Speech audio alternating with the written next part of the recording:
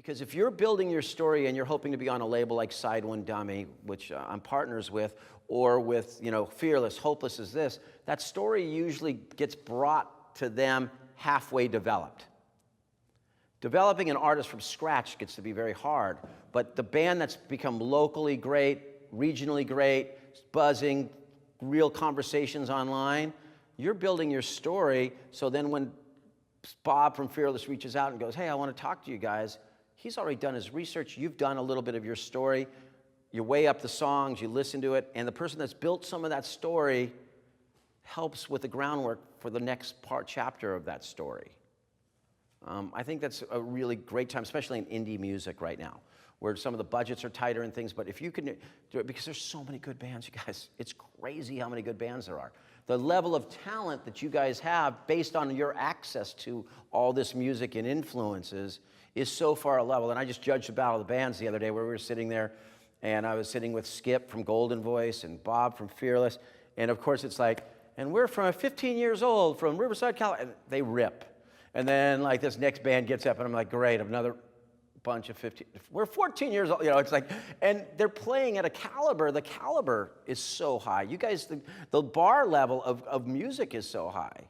And discount the music business is dead.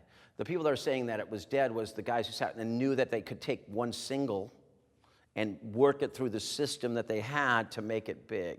Now they're, it's so good, but the bar is high. The bar is really high, so start telling your own story.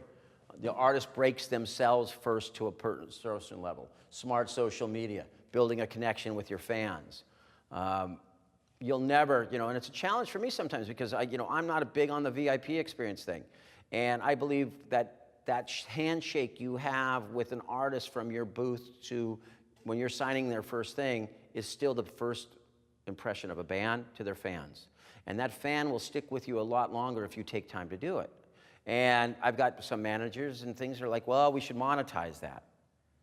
And I'm going, how do you put a value on a true interaction with a person? Once you pay for that, it's like a different type of relationship. Sit in your booth, sign things. That will take your career. You don't know how long. It's the basics. We got all this technology, but the basics are back. We'll talk about it then. We could have talked about that in marketing. You eliminate a lot of stuff in between, and you use your social media, but it still comes down to the flyer sometimes handed to you in front of the show.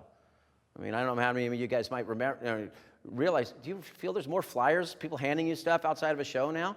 Because it's still that, connection. And it really is cool when a band hands it to you and say, hey, we're playing here. I still the psychological connection. We can't give up the humanity of music and what we were at. So it's still building that connection with fans. It's doing for your fans what you told them you're going to do. That's the basics. So we're in a time of all this change, but sometimes you just have to go back to the basics to